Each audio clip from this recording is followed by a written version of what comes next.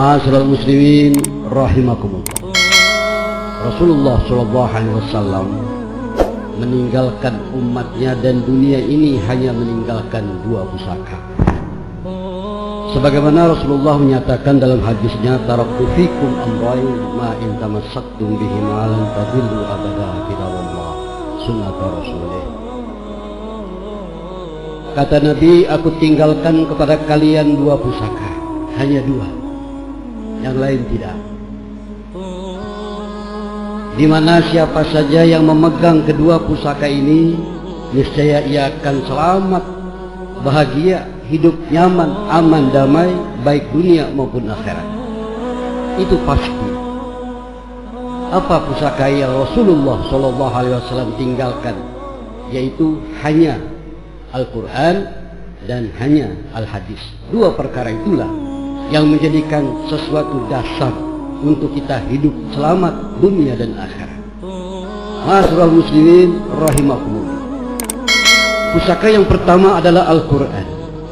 Al-Quran, definisi Al-Quran menurut sebagian para ulama yang sudah masyhur adalah Al-Quran merupakan kitab Allah yang diturunkan kepada Rasulullah SAW melalui malaikat Jibril, dan untuk memaslahatkan umat manusia di agamanya, di dunianya, dan untuk akhiratnya.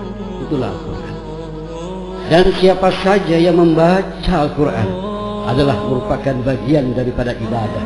Tilawah Al-Quran adalah ibadah bagi siapa yang membacanya. Satu huruf Al-Quran yang kita baca dengan niat tilawah, maka Allah akan memberikan ganjaran kepada orang yang membacanya itu satu huruf dibalas dengan 10 kebaikan. Man qara'a harfan minal Qur'an falahu aslu ajri amsalihah. Barang siapa yang membaca Al-Quran satu huruf saja, maka diganjar, dibalas, diberikan pahala oleh Allah Subhanahu wa taala satu huruf dengan 10 kebaikan. Oleh karena itu, sebagai orang mukmin yang muslim, muslim yang mukmin, wajib bagi kita untuk membaca Al-Quran. Artinya tidak ada satu waktu dalam 24 jam ini yang lepas dari Al-Quran. Jadikan Al-Quran itu wirid buat kita, sebagaimana kemampuan kita dalam mewaktukan kita untuk membaca Al-Quran. Baik setelah zuhur, baik setelah asar, baik setelah maghrib, kapan saja bila ada waktu baca Al-Quran. Jangan sampai waktu 24 jam dalam hitungan satu hari satu malam lepas lisan kita dari Al-Quran.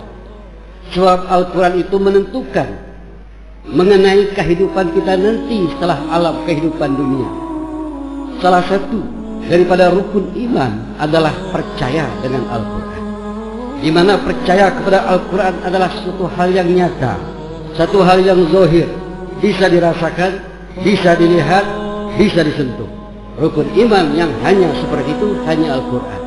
Adapun Allah tidak bisa kita lihat, tidak bisa kita sentuh, bahkan bagi kebanyakan orang tidak bisa merasakan.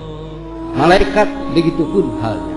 Tidak ada orang yang mampu dan bisa merasakan adanya malaikat, apalagi melihat malaikat. Bahkan sekaliber dan sepangkat para sahabat tidak mampu melihat malaikat ataupun merasakan keadaan malaikat kecuali telah diberitahukan oleh Rasulullah SAW. Kemudian yang berikutnya adalah kita harus beriman kepada para nabi, di mana kita tidak hidup sezaman dengan nabi, tapi kita wajib untuk mempercayainya, keberadaan nabi, kerasulan nabi, apapun yang disampaikan oleh nabi wajib kita percayainya. Bila tidak, maka hukum kufur terjadi pada diri orang yang tidak mempercayainya. Kemudian masalah hari kiamat. Hari kiamat belum terjadi, namun kita wajib untuk mempercayainya, pasti akan terjadi. Qada dan qadar tak ada satu orang pun yang tahu, namun ketidaktahuan dan kegaiban itu wajib kita percaya dan pasti akan adanya. Lalu Al-Quran, bagian daripada rukun iman, tidak gaib, ada.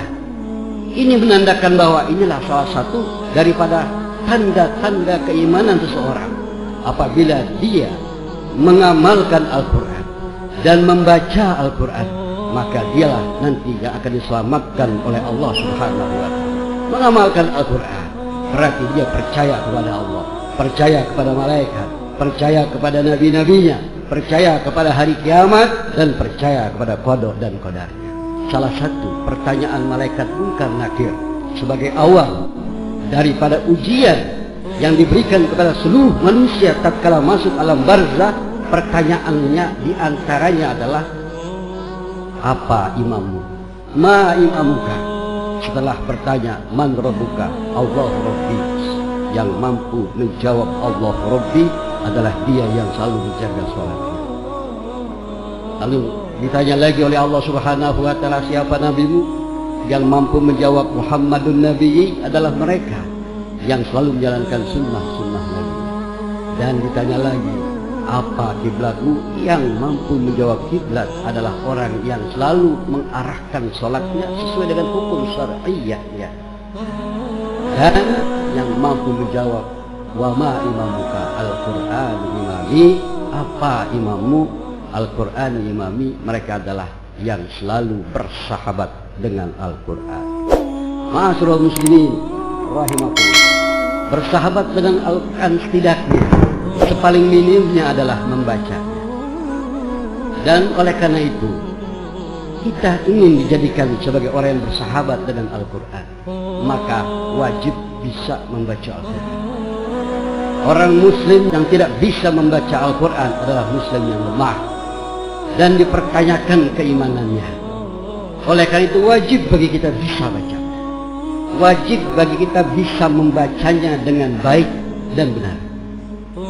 Dengan demikian maka kita akan dikenal, akan dimengerti, akan dijadikan sahabat oleh Al-Quran.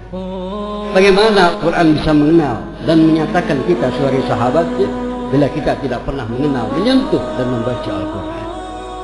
Oleh karena itu Al-Quran salah satu mukjizat Allah Subhanahu wa ta'ala yang diturunkan kepada Rasulullah sallallahu alaihi wasallam, mampu memberikan selamat, syafaat kepada kita nanti di hari kiamat. Bahwasanya orang yang membaca Al-Quran nanti Al-Quran itu akan datang. Dalam hadis dikatakan ya'ti yaumul qiyamah, Quran akan datang pada hari kiamat. Dia syafi'an li ashabi, sebagai syafaat, sebagai penolong bagi mereka yang selalu dekat dan membaca Al-Quran.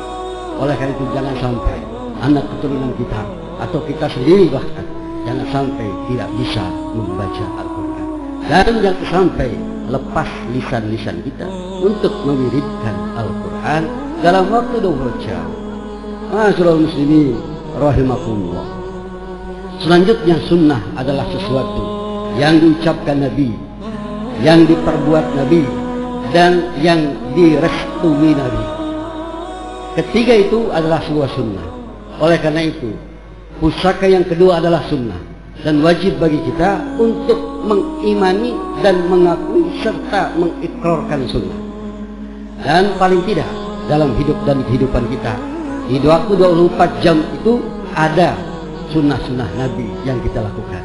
Minimal kita mampu menjalankan sholat sunnah rawatib sebagai sunnah yang dianjurkan oleh Rasulullah SAW. Minimal kita mampu dengan cara makan Rasulullah, dengan cara berbicara Rasulullah, membaca doa dan lain sebagainya ketika mau beraktivitas. Itu adalah sunnah. Lakukan itu sebagai salah satu ketaatan kita kepada Rasulullah SAW. Dengan demikian maka kita termasuk orang yang memanfaatkan warisan yang diberikan oleh Rasulullah SAW untuk keselamatan agama, dunia dan akhirat, yaitu Al-Quran dan Sunnah Rasulullah SAW. Semoga Allah Subhanahu wa ta'ala memberikan kekuatan iman dan Islam sehingga kita dijadikan hambanya yang husnul khotimah, cinta kepada Al-Quran dan cinta kepada Sunnah. Amin ya rabbal alamin.